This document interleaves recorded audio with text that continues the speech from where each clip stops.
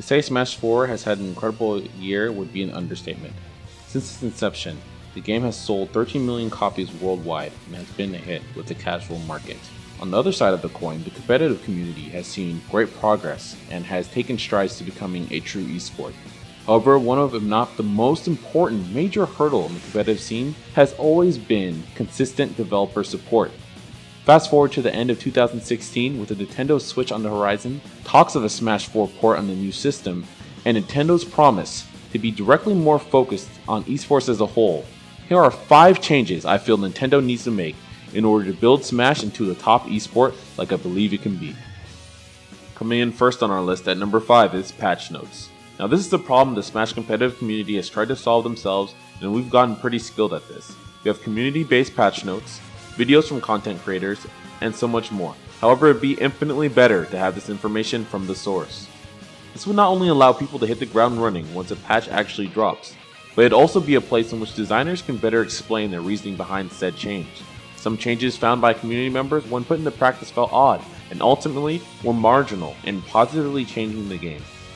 Other changes were done seemingly by knee-jerk reactions. For example, the D3 Gordo nerf that happened earlier on in the game's lifespan that ultimately made an already weak character worse. This would definitely aid the community a ton, for however many patches there would be, which leads us to our next change. And our number 4, patches. Most specifically, interactions with key community members for patches. Now there's a ton of capable analysts such as Reflex, Kirby Kid, Ninja Link, Kuragane Hammer, and myself, as well as very informed players such as Void or Zan, and content creators like MySmashCorner and BeefySmashDoods, who would be able to give an objective assessment on what is good in the game and why. These players are already sharing info and breaking down the game as is. It just makes sense to hear their case and reasoning on particular matters. Then you can take that into account and hopefully foster an even greater patch. That being said, Nintendo has done for the most part an exemplary job regarding patching this game, and has already made this into one of the most balanced fighters in recent history. However, there are definitely tools that could be given to the lower end of the cast that would make them more enjoyable and competitive. A paradigm that sometimes I feel Nintendo tends to ignore. But of course, being enjoyable and competitive also takes place outside of the game as well, which leads me to our next change, number 3, a circuit. Now with Nintendo showcasing a stronger foray into esports and having already crazy events for games like Splatoon, as well as Smash, the Smash Invitational, the next logical step would be one that's long dreamed of by fans, and that would be a Nintendo circuit. That what this could do would be absolutely incredible. You could pair up events like Splatoon and Smash 4, or do them separately. Either way, people will go absolutely insane with the possibility of this being an actual thing. You have scenes that have already come to make their own kind of smaller circuits, so it'd be far less work for Nintendo, as there are solid TOs in major regions of North and South America, Europe, Japan, and more. Not only that, you have incredible organizations like 2G Gaming, VGBC, Showdown GG, Unrivaled, the Big House Guys, and reputable multi-game organizers like CEOs Jabali, Evo, and more that could assist in creating the perfect series of events. Capcom itself has taken to the circuit idea, and despite the bad sales of Street Fighter V and poor initial reviews, the circuit as a whole has done nothing but breathe a ton of life into the game and bring about more viewership than ever before, and that's saying something despite the game's sales and popularity. If the circuit can do that for Capcom, imagine what it can do for Smash, which has a far greater casual audience than any fighter by a landslide, as well as a massive virtually independent competitive community. It would be nothing but incredible, and it would funnel people back into their first party IPs, growing in a dedicated fan base even more. As far as I'm concerned, Nintendo has the greatest selection of gaming icons than anyone else, and there's no reason they can't create a competitive scene like Blizzard has or greater. Of course, funding these great circuits takes a ton of money. However, Nintendo has the easiest way to gain revenue for this, and that's our number 2 change, costumes. I cannot understate this enough. People love costumes. I mean, they will sell their lives away for new colors, holiday outfits, retro outfits, character swaps from different characters in their series, kind of like Marth and Lucina were supposed to be, and Crom. But all those things, people will buy without a second thought. For some reason, Nintendo has opted for the Mii costume life, which quite frankly is damn silly. I mean, we've seen the ambitions of modders from Brawl, even from Melee, and of course Smash 4, There's no need to test the waters. People are literally swimming laps in the costume life, and it is beautiful. This is where you can make a greater prize pool, pour that money into the scene, or just make the casual gamer excited. It is a system we've seen in League, Overwatch, and a ton of other fighters. People love customization, and people love Nintendo characters. They tolerate their Miis. They don't care about the legend of Banh Mi. Banh Mi. But people, what they really care about is Legend of Zelda. The thing is, the costumes would be so easy for Nintendo to make because all their characters have history and take on different forms. Nintendo, if they wanted to, they could go even a step further and simply have people design the costumes for them, have voters decide on some costumes, or simply choose some and load them into the game properly.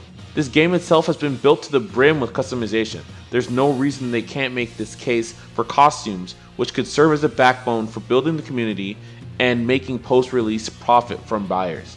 However, there's one thing in my opinion that is about as great as this, if not even more important, and that is a proper training tutorial and replay mode. Alright, so some of you guys may be laughing at me right now. Why would training mode, tutorial, replay mode be even important in comparison to having money to finance the circuit?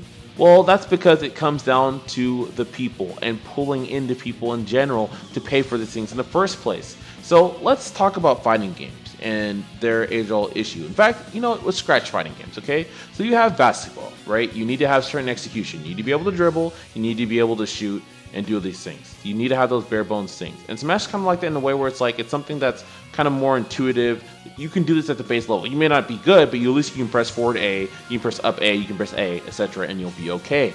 Now, the thing about it is, when it comes to how to play, the nuances of strategies and techniques that are employed, that's where Smash has a problem. And there's pretty much nothing. There's a bare bones instructional video that you only see if you're idle too long on the start menu. That's almost akin to showcasing to someone how to administer first aid with a band-aid and then throwing them in the ER and wishing them good luck. That doesn't work. That's not real. See, most of the people don't even get to the point where they can actually understand the complexity and brilliance of fighters because of execution, and also because of tutorials and training modes. While Street Fighter V training mode could still use a few things such as hitbox and hurtbox viewers inside the native game, it does infinitely more to aid their players on climbing the skill mountain in Street Fighter V, or at least seeing where the possibilities lie. This is why most people who are hardworking and they actually get over that execution barrier actually really love and appreciate Street Fighter, because they know they can go in training mode and they have aid and they have some help to assist them, whether there's a player with them or not. Now for Smash, there's definitely some more complicated attributes. We have directional influence, we have the movement that is required to execute proper combos, the shield variables, the different types of hit stun, edge guarding, etc., etc. Nonetheless, having a recording input, something that the game's replay system already uses, or having options to change horizontal and vertical DI, shield options, reversal options, etc., even having a reset option that actually is usable. Right now we have a reset option that sets you so far away from your opponent, you might as well just dock back on the percentages to actually start the parameters for your combo, because it literally makes no sense for you to press a reset button and then have to run all the way to your character, to your opponent, to actually go and do a combo. The thing is, you need to have a proper training mode, because when you have those kind of things, even like a hitbox, hurtbox viewer, it's something that clears up a lot of misunderstandings about the game.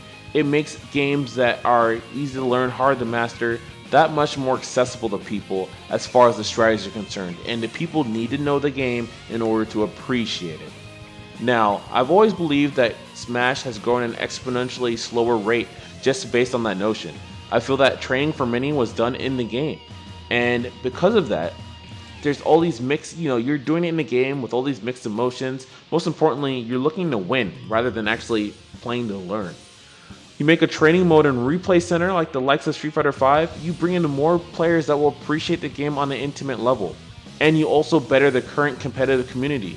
And you showcase to non-competitors how the game actually looks. People like competing, they like learning, and when you give them a game they cherish, they naturally want to get better at it. It's within people's nature. So please, Nintendo, give them that, because I can assure you, that builds character in your audience and also deepens their appreciation for your craft, and that's what you want as a developer.